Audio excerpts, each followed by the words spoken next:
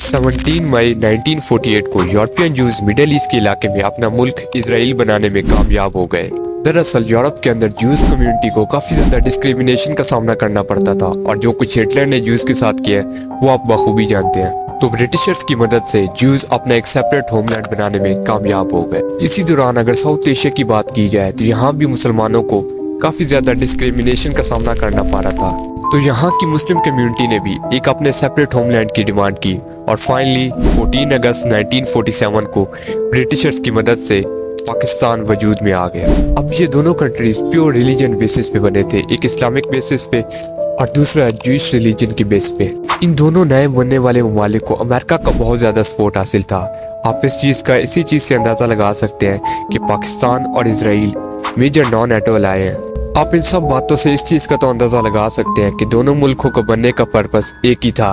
दोनों की एक ही जैसी तकरीबन हिस्ट्री थी। आज 70 साल से भी ज़्यादा हो चुके हैं इन ममालिक को बने हुए, तो आज ये किस कंडीशन पे है। तो आज का वीडियो इसी कंपैरिजन पे है और ये वीडियो अब तक का मेरा मोस्ट स्पेशल वीडियो है, तो इस एंड तक ज़रूर देखना।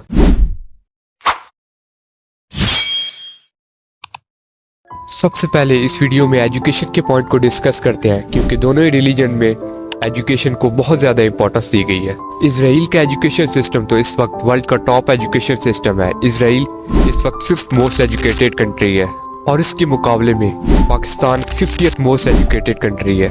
इसराइल में 50% आबादी ने अपनी हायर एजुकेशन कंप्लीट की हुई है और इसके मुकाबले में पाकिस्तान ने पूरे 12% लोगों ने अपनी हायर एजुकेशन कंप्लीट की है। इसराइल में मोस्टली स्कूल्स गवर्नमेंट की तरफ से ऑन किए जाते हैं और उनमें टॉप लेवल की एजुकेशन होती है और इसराइल का 7.4% जीडीपी का हिस्सा एजुकेशन पे लगता है। पाकिस्तान में गवर्नमेंट स्कूलों का क्या हालात है ये आप बखूबी जानते हैं और पाकिस्तान में 1.9% जीडीपी का हिस्सा एजुकेशन पे लिया जाता है। मतलब दोनों मुल्कों में एजुकेशन की कितनी इंपॉर्टेंस है ये तो साफ वाज़ेह है, क्योंकि दोनों ही मुल्क रिलीजन बेसिस पे बने हैं। तो इसलिए दूसरे पॉइंट पे हम ये डिस्कस करेंगे कि दोनों ममालिक ने अपने रिलीजन और कल्चर के लिए क्या कुछ किया।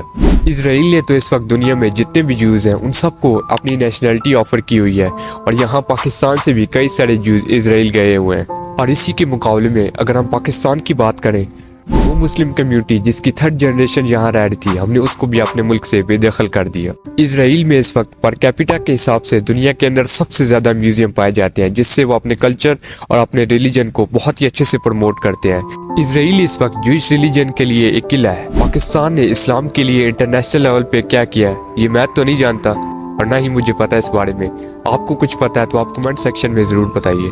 तीसरे पॉइंट पे हम दोनों ममालिक की इकोनॉमी को डिस्कस करेंगे और ये फैसला बिल्कुल नाइंसाफी पे मबनी है, क्योंकि आप इस पिक्चर में देख सकते हैं कि दोनों ममालिक में साइज का कितना बड़ा डिफरेंस है।